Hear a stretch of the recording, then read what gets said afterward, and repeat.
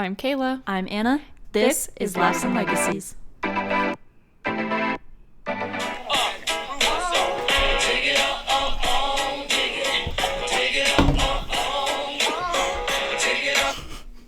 Hi, welcome back to Laughs and Legacies. Can you guess who we are? Can't read that. I'm Caveman. This is Zero.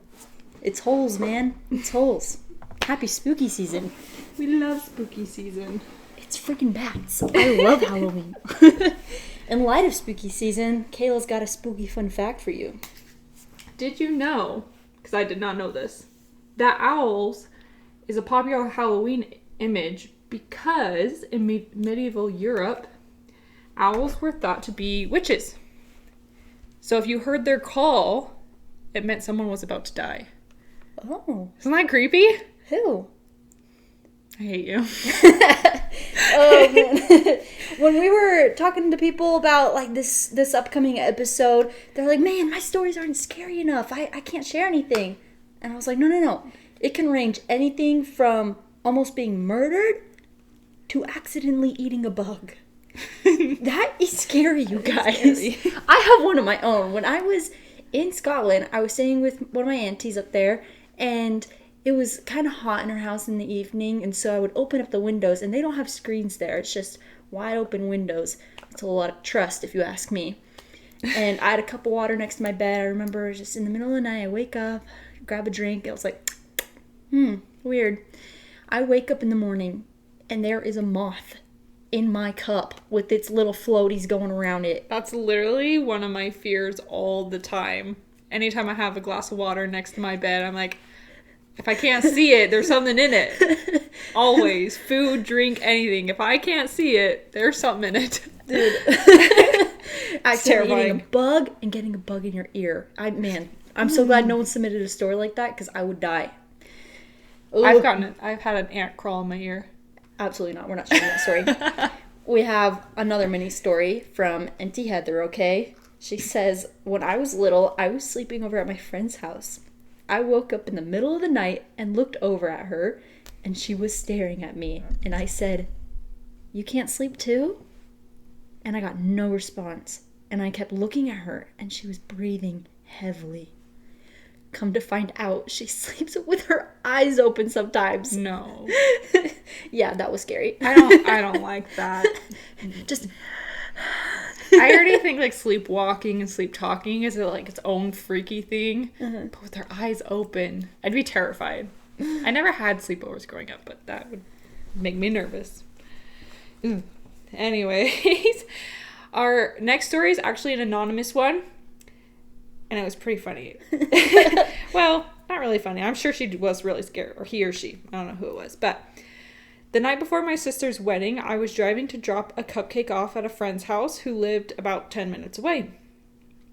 As I was leaving, a man tried to jump the fence in front of me and was yelling at me in another language. He freaked me out, so I quickly got in my car and drove away, as one should. As I got back to the main road, I looked next to me, and that same man is in his blacked out van next to me, window down and yelling. It was late at night, so I made a quick left turn and looked back, and I saw that he made a U-turn to keep following. So I was speed racing through my neighborhood until I was sure that I lost him and headed home. I ran into my house and I locked the door. My heart was racing and I was just hyperventilating. I was standing there against the door and all my family was in the front room and staring at me going, "What the heck is going on with you? Like, you are freaking out." Until right then somebody started pounding at the door. So they screamed super loud and told my dad not to answer the door because it could be a scary man who was following me. Not sure how they would have found him, but it ended up being their uncle who left something and thought it was funny to pound at the door. That is not funny. I don't think No, that's funny sir. either. I mean, he didn't know what was going on, but either way, she never saw the creepy guy again, which is really, I keep saying she. I don't know if it was a girl or a guy, but they never saw the creepy guy again. And honestly, as I was reading the story, I just thought, how many times have I thought, if I take this next left turn and this person follows me, they're definitely following me. Like, how many times have you thought that? I've thought like 100 times, like, this guy's following me. I need to go faster. I've thought that, but I think I've thought more when I'm actually following someone else, not intentionally, but we're just going the same way. And I'm taking a left, they're taking a left. I'm like, oh, shoot, they probably think I'm following them. I'm like, should I just go the long way to the house so I don't follow them another turn? I'm like, please don't turn left, don't turn left. And they turn left. I'm like, I'm so creepy. I'm sorry. I'm going that way too. Have you ever done it and it's like they park right next door Yes. too? And you're like, I'm so sorry. And then you guys both get out of the car and you make eye contact and you're like, bye. Like, I'm sorry. Oh. I love it. Next story is from my friend Caleb. This took place when I was 11 or 12. One thing to note about me when I was that age is I was obsessed with pocket knives for some reason. That's every boy, let's be real. Yeah, honestly, he said that. He's like, something 12-year-old boys go through, I guess. Oh. Oh, shoot, I lost my story. There it is. My buddy and I were hanging out at his place. I brought my knife over to show him. We were checking it out, and he's like, ooh, shiny. And he's like, That's the first thing you think. Ooh, shiny. Shiny.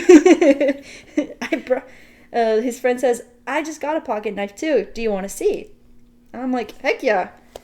All right, wait here. My friend runs up the stairs and goes and grabs his pocket knife. He gets it out and he's running down the stairs to come show me. As he's running down the stairs, he opens the knife midway coming down the stairs and he ends up tripping.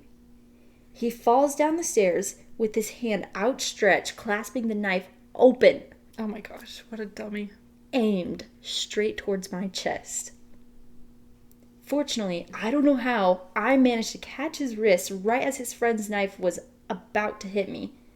Yeah, anyways, he was about 3 inches away from stabbing me mid-chest. So, I don't know I would have died from that, but it's the closest I've ever come to being stabbed. We need some safety rules. Do not run with the knife. Do not run with scissors. Do not run with sharp, pointy objects. Actually, the amount of stories I have of that I have heard before of 12-year-old boys with knives is outrageous. Really? Oh yeah, Dad's Boy Scout ones. Remember those?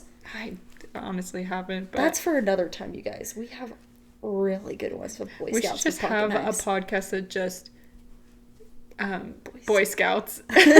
Boys ages 12 to 13. Yeah.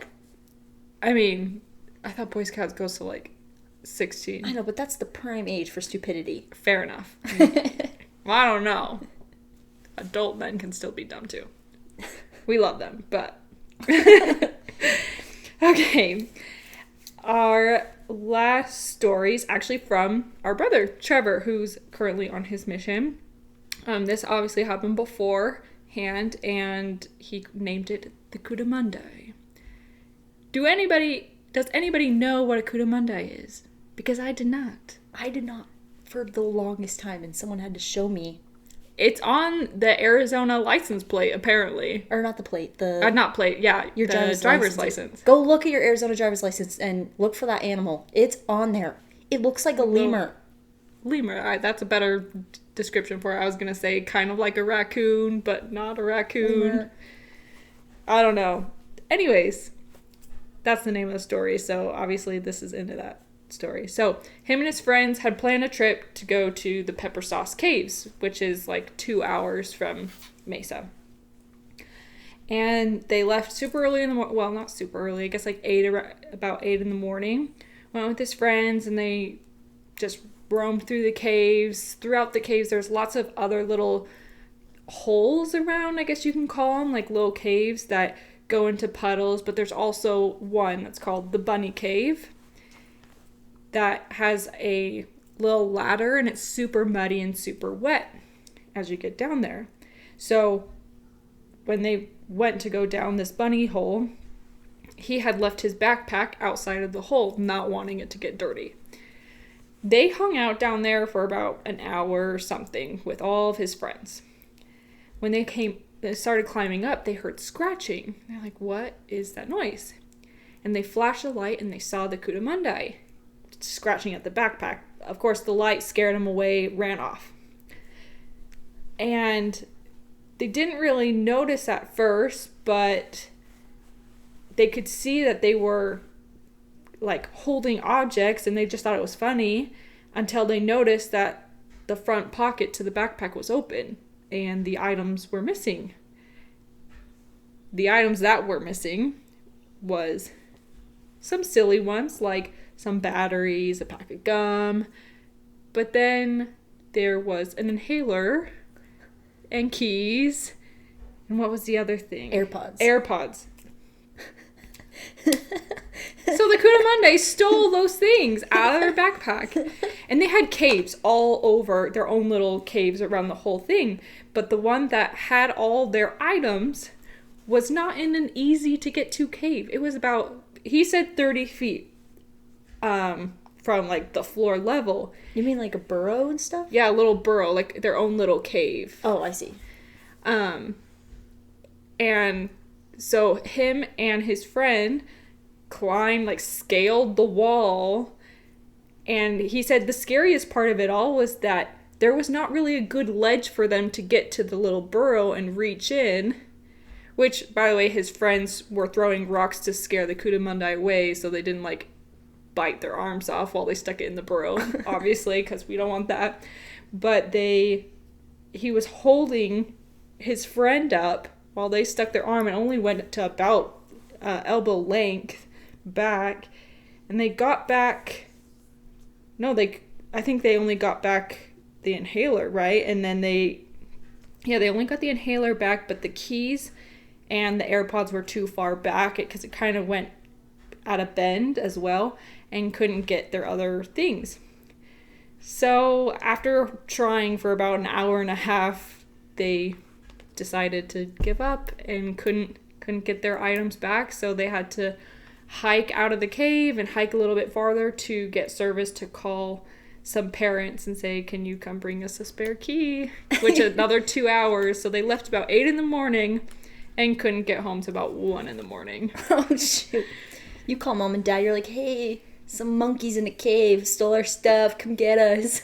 Seriously. And like I said, I've never even heard of these animals before, so I would have been like, what the heck are those? Well, they're not monkeys, but they like, if I saw it, I'd be like, is that a monkey? Because silly. Can you imagine though? That sounds like a fake story. It does sound fake. So this is our little brother's story, and I messaged him. He's on his mission right now, so I can only message him on one day, and I said, hey, do you have any scary stories, spooky stories to tell us?